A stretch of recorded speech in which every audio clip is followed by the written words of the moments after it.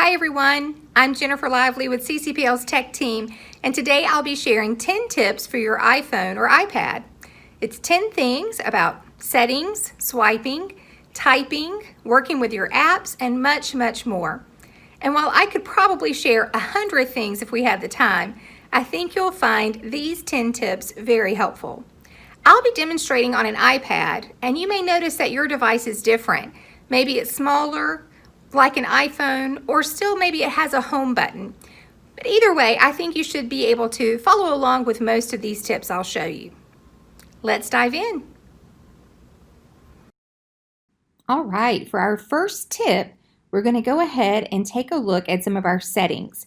Now again, I am on an iPad here that does not have a home button. Some of you are very familiar with your device having the little circle at the bottom, a physical button that you could press with your thumb or your finger, and that would help you control some of the things on your screen. The newer devices do not have that, and so I'll kind of talk through both ways as much as possible as we go through this. But to get to settings, shouldn't be any different on either type of device. You will have a settings app. Now I have that right here on our first screen, our home screen, toward the bottom right of just those two rows of apps that we have. So as I tap settings, that's going to open to show me some of the settings here on our training iPad. Now, one big tip that I'd like for people to know, even from starting something like this, if you're in a training class or if you're just trying to accomplish something on your iPad, it can be really frustrating if your device locks automatically at a certain amount of time. Now, that's a good thing because it'll help save some of your battery life, but it is good to know how to control that. So looking here on the left, I have the option, if you just look down that way, for display and brightness. So when I tap display and brightness, you can see that my choices on the right change. Now if you're doing this on a phone where the screen is much smaller, it's just going to change that screen to just show you these options here without the full menu on the left. So looking at those options here on the right, you'll see auto lock for us is set to never. Now that's because during this training, I don't want it to go to a black screen, a locked screen while I'm talking. So that's good for us to have it as never for now. But if I tap auto lock, notice that it can vary from 2 minutes, 5, 10, 15 minutes, or never, as I mentioned. So again, you probably want to consider having some sort of auto lock there. Remember, when you do lock it, that means that the next time someone tries to access it, you may be asked for your passcode or some of those things too. So it is a security feature as well, even though it can be a bit of a nuisance at times. So that's one of those things I get asked about all the time, and I wanted to make sure you knew that you could control that screen lock, that auto lock setting. So that is tip 1 for us. Now you can get to so many settings here. Again, looking on the left, you connect to Wi-Fi, you can get into controlling notifications, you can set it to do not disturb and many other things that you do all the time. But I also want you to know, we're going to go back home to do this, that if you want to see a lot of those common settings, you can access your control center. I sure hope that you know about the control center. Now this is going to be our second tip. For this particular iPad and for most of the devices that do not have that physical home button, you're going to access the control center by pointing to the top right corner of your screen, kind of from the outside in, and dragging in diagonally toward the screen. Now I know you couldn't see my finger doing that, but again, it was a drag in diagonally from the top right corner. If you have a home button, you can do that by dragging up from the bottom of your screen. That's something to try. But here we have the control center, and it does have so many of the settings that we go to frequently through our settings app. So here I can control things like airplane mode. We know that that would stop any kind of signal from being transmitted. It's a great thing to do. Put it on airplane mode if your battery is very low and you want to charge it quickly. Sometimes that's the only reason I might use airplane mode in a given week or even month. Also, of course, great for traveling if you wanted to be able to check out some of your downloaded content, maybe in an airplane or some place where you don't want to be using your own data, or maybe that is prohibited. So airplane mode is accessed there. You can turn off Wi-Fi. That's the little symbol right there. That would be okay. We're going to bring it right back. Bluetooth, other connections are there too. This is a great one, the little lock with the sort of arrow circling around it. That is to prevent your screen from automatically rotating if you were to move the device, so that's a good one to know. I use the little moon a lot. That's your do not disturb. And so if I don't want my phone even to buzz, if I have it on vibrate, if I don't want to have any kind of distracting noises coming from my device, and you can put it in do not disturb mode. You'll still see things actually pop up on your screen if you're looking for them, but no noises will come out. Of course, we have our little sun there for the brightness. We have a volume control that we could get to, and we even have things like the flashlight and the camera, things that you may really want to be able to access very quickly. You may see that red dot kind of pulsing there at the bottom. That is actually the screen recorder. So that's what I'm using to film, to record what I'm showing you right now. So that's why that one is very active. But that is the control center. I'm going to tap outside of that and remind you that it is a swipe in from the top right corner. You'll get the hang of that with just a little practice. Some other swipes to talk about here. The next one being widgets. Now, I want to go ahead and mention that Apple has just released an update, iOS 14, that has made some changes to how you can control widgets. But you may not even know what a widget is. So we're going to go ahead and take a look at that.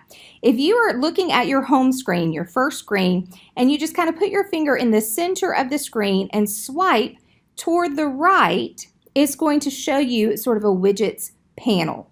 Now, widgets are little tiny boxes that give you content that you could usually find from one of your apps.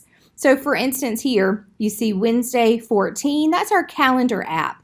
Now this is again a training device. We don't really have it set up to see a lot of events or use it for a very active calendar, but it is giving me some information there. And if this were my device at home, I'd certainly see a lot more information because I have a more active calendar. I can see for the wrong place, but I can see a bit of the weather app where it's showing the degrees. I see top stories. I can see a map there and all of these other widgets. So again, instead of having to go into the Stocks app, I can get a little glimpse of that activity right here from my widgets panel. Now, if I wanted to make some changes to how that looks, there's simply an edit button here at the very bottom. And then you can see little minus signs next to those that you might want to get rid of. So if I want to get rid of this little watch app or Apple TV app, I can simply remove it. And if I wanted to add others, there's customize, and I could go in and find other widgets. I'm going to cancel that just for now and let you explore that on your own some. There's also a plus sign in the top left corner where you could find more of those, and we're going to say done for now. Just swiping back to hide that over on the left, but widgets there was our third tip, so you understand what those are and how they really can indeed be helpful. You just give it a swipe toward the right side so that you can reveal what's hiding on the left. A little tap will get you out of that. It's also good to know how to get to notifications. Now, of course, notifications can come up about all sorts of things, and sometimes they really can be a nuisance, and maybe you might be being notified about things that you don't really care to be notified about. But if you're here on your home screen again, and you swipe down from the top, this is where you're going to see some notifications. Again, just like with that control center, this one you almost want to even start outside of your screen and kind of move in toward the screen. So we started at the very top. Sometimes your cases can get in the way when it comes to that, but give it a try. You swipe down, and we again don't have a lot to see here, but if I had emails or missed calls, or if I had calendar events that I was being reminded about, this is very, very helpful. And it's a very easy way to get right back into text messages that you might want to reply to or something that you missed. It's just all going to be right there for you. If you just swipe back up, a little bit more there. Oh, let me swipe a little harder. It's going to go ahead and hide that. Okay, so a swipe from the top down is going to be our fourth tip, and that shows you all about your notifications. Another swipe, it's all about those swipes here with your iOS devices. I want you to know that if you're in the center of your screen, this is a tough one for people to try to do because you're not really aiming for anything, but if you're just kind of here in the center and you swipe down, that's going to pull up a spotlight search. Now, if you're on your phone, I think you'll find that it's a little different. It gives you more options here, but a spotlight search is a very, very powerful search for you to find things on your device. For instance, here, I have used Spotlight Search because I knew a friend had texted me her address once upon a time, a long time ago, and I remembered that Indigo was part of that address. And so I could type in literally the word Indigo, and it would search my text messages. It would do a lot of other searching too. It would try to find a Google article for me about, or Google results page about Indigo. It would find perhaps a map result there for something including Indigo. It's going to be very, very inclusive there, showing all things, but I could also find that text message I was looking for. So I use this a lot simply to open an app. I have so many apps on my phone or my iPad, and sometimes I don't want to kind of look through all of the screens to find them, so I might just simply type it in. You might even see it right here in front of us, but if I type Libby, so I can get back into my ebooks, my audiobooks, from Libby through the library here, it's going to pull it right up. And as soon as I tap that Libby app, it's just going to pull it right up. Now you also see though it's showing different settings for Libby. It's showing some suggested websites. It's got some Siri knowledge and so forth there too. So it's just a matter of what you're really looking for. If you tap outside of that spotlight search, it will hide that and you're good to go with your next step, whatever you need to do. All right. So that's a lot of our swiping that we wanted to cover, and that actually takes up 5 of the tips that I wanted to show you today. I'm going to go back through those very quickly, or actually that's 4 of our tips, so I'm going to go through those quickly. Remember, swiping in from the top right corner is most likely your control center. If you do have a home button on your device, just swipe up from the bottom. If you swipe from the center of your home screen, just swipe to the right, you'll see your widgets. If you swipe from the top down, you'll see notifications. There you go. And if you swipe from the center of a screen, you'll get your spotlight search. And it's remembering my previous search there. All righty, and we can close that out. Now, since we don't have a home button, many of you who are used to this kind of device will know that a swipe from the bottom would show you anything that happens to be open. And so we still have settings open here. That's a way just to get back to previously opened apps and also a way to close them. So this is just kind of a bonus tip here. But if I wanted to close settings at this point, I see that thumbnail of it, so I can simply swipe up. Before I do that, I'm going to show you one more time though. So I'm going to tap out of that. I'm going to swipe up from the very bottom of the screen till I see settings, which is an open app. And then I'm going to point to the center of that thumbnail, that little picture representing settings. And I'm just going to simply swipe up, and now I've closed that open app. So from there, we're going to move on and talk about some other tips here, moving into our 6th tip. And this one is actually going to be about typing and editing your text. Now, I'm going to use messages to do that. So, of course, that's usually how you would send and receive text messages. You can see it down here in our home row. Sometimes you'll hear that called the dock, but that is the little green app with the white bubble. I'm going to open that. We don't use this, of course, to really communicate with others, and so this is just a blank slate for us.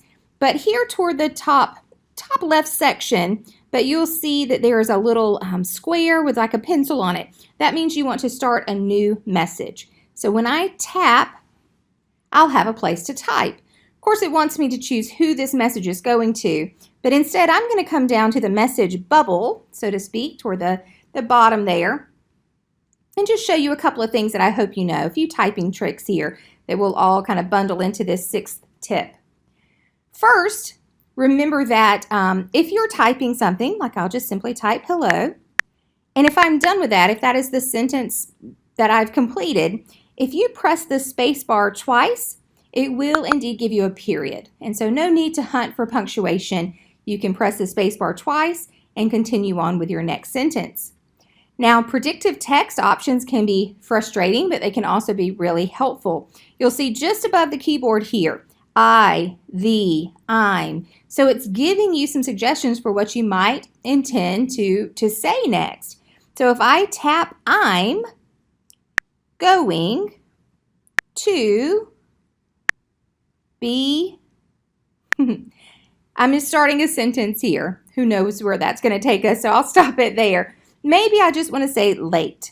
Hopefully that's not the case, but I'm going to be late could finish off our sentence. So we can use a little predictive text, and we can also add our own text there too. Now, let's end that sentence. I'll put 2 little spaces there for a period. If we're going to be very emphatic about something and we want to type in all caps, you'll see that on the iPad I have a caps lock, and that has turned it on. Now on a smaller screen, you're just going to have an up arrow. You may have to use this a little differently. Caps lock is currently on now. But by the way, if you do have that arrow, you would tap it twice to turn on caps lock. So for this, I can simply say sorry, and then maybe I want to have an exclamation point.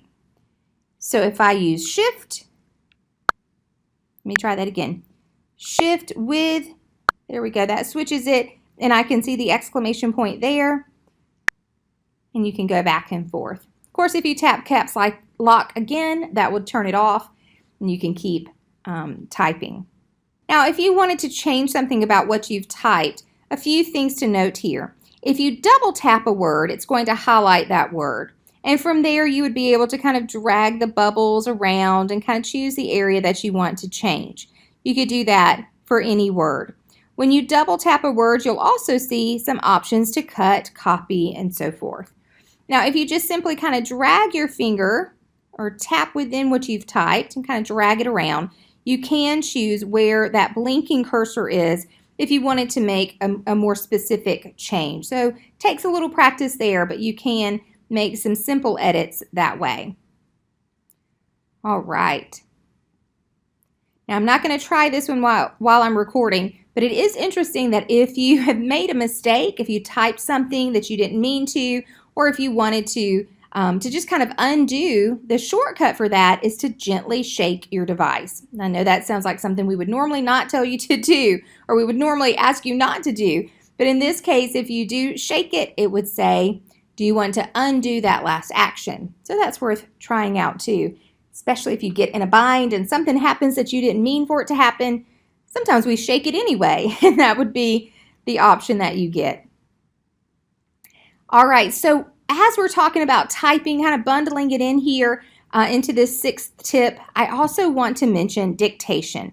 So many of you have already fallen in love with this feature, but if you notice at the bottom row of our keyboard, there is a microphone. So we do have that enabled. If we tap the microphone, you can see that as I start typing, it is going to dictate whatever I'm saying, period.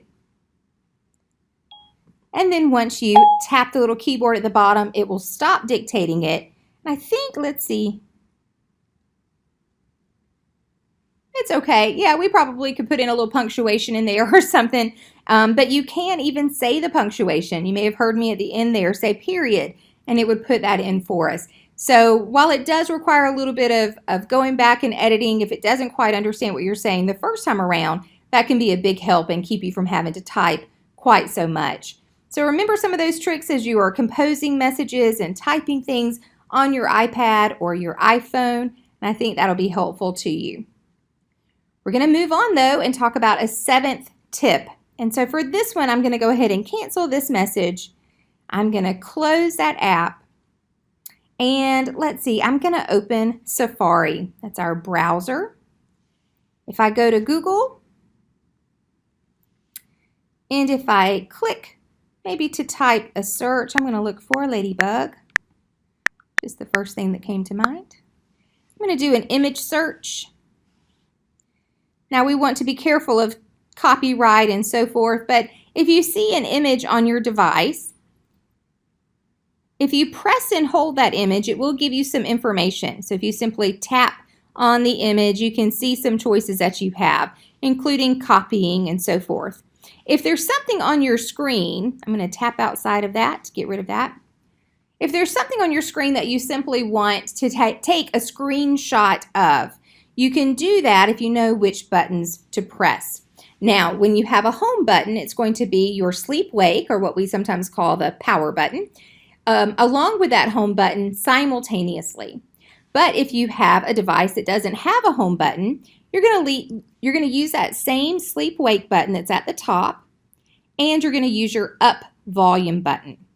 When you press the two of those at the same time, you can see in the bottom left corner, it actually does take a little screenshot of that. And if you close the page you're on and go into your camera, you'll actually see that it's stored there as your most recent photo. So always be careful what you put out there, because anybody can screenshot it and keep it to use against you one day. Maybe not, hopefully for good memories down the road.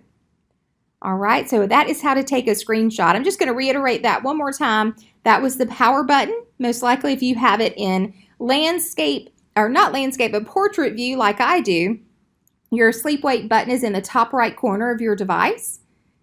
Very likely. If it's an iPad, I should say, it's going to be a little different on a phone.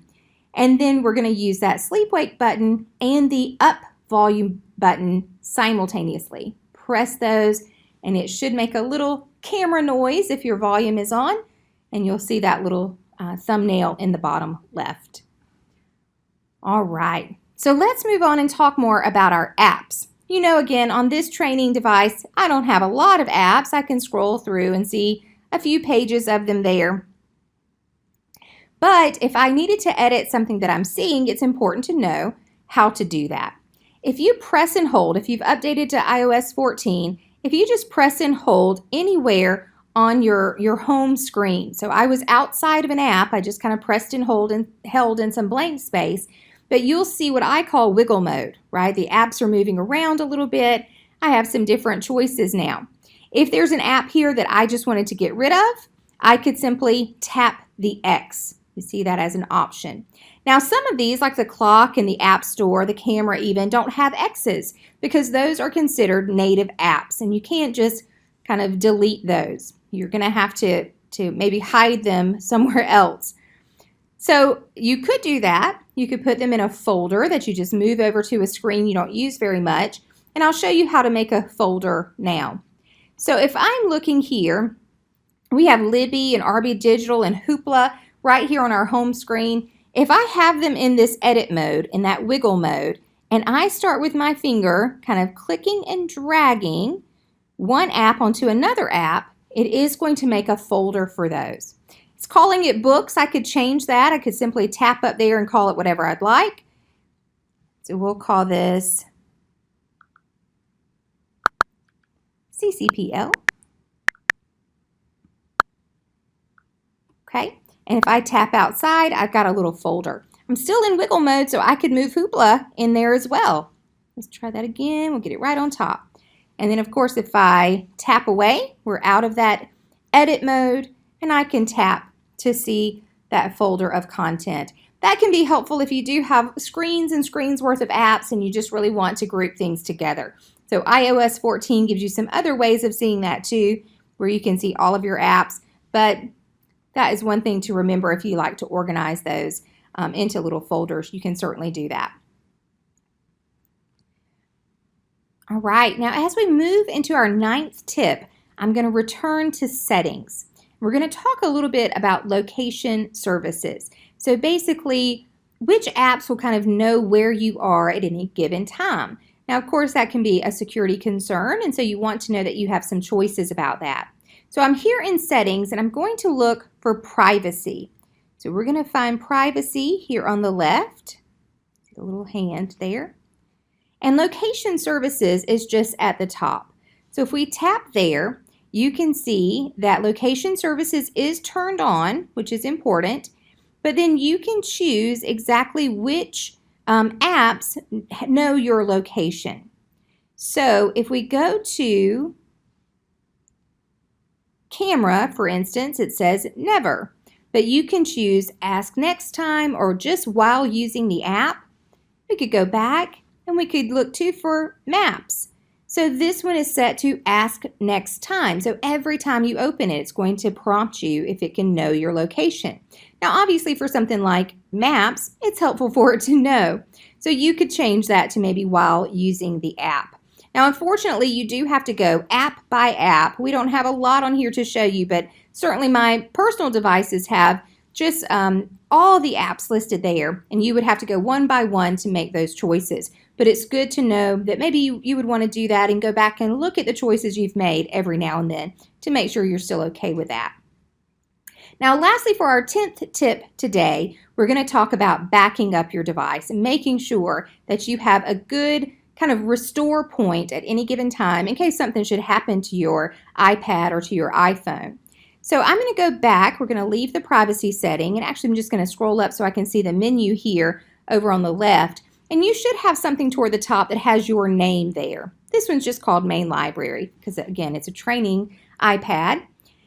Now here we do have the option for iCloud. Now, of course, anytime you hear cloud, you know that that's a remote place that is through an online account is where these things are being stored. So if you tap iCloud, it's also important to note that there are storage limits. Now for free, you have 5 gigabytes, as you can see there at the top. Now, personally, again, for home use, that's not quite enough for me to back up everything on my iPad and my iPhone that I'd like to. So I pay a whopping 99 cents a month to have 50 gigabytes of storage, and that has served me well through many years. So that is an option that you have, and if you just tap up there, unmanaged storage, it would give you those options. But looking at a little further down here, apps using iCloud, these are all the things that could be backed up when you do set that backup to happen through iCloud. So certainly you would want your photos backed up. You don't want to lose those. You would have your contacts backed up. Many of these other things you could actually probably restore just from logging into the online account, like for your mail, maybe even your calendars. But many of these other things live solely here on the device, and it would be pretty heartbreaking to lose any of those. So if we tap down here, iCloud Backup, it shows us that that is turned on. We have the green toggle, but there is some fine print here that's important to note. So you may not have backed up your device, even though maybe you thought it was backing up. It says automatically backup data, such as your accounts, documents, home configuration, and settings when this iPad is connected to power, locked, and on Wi-Fi. So it has to be plugged in. You can't be using it. The screen has to be locked, and you have to be connected to Wi-Fi. Now, if you want to back up now, you can do that. That was just how it's going to automatically back up, but it could take a lot of your data and your battery for those things to happen. So this shows us that we have not backed up in quite a while, have we? And so we would need to do that and address that pretty quickly if we wanted to make sure that content was indeed backed up. Okay, there you have it. 10 tips for your iPhone or iPad. I hope you found those helpful. Remember, you can call us at 843-805-6885 or email techteam@ccpl.org anytime if you need more information. We hope to see you in the library real soon.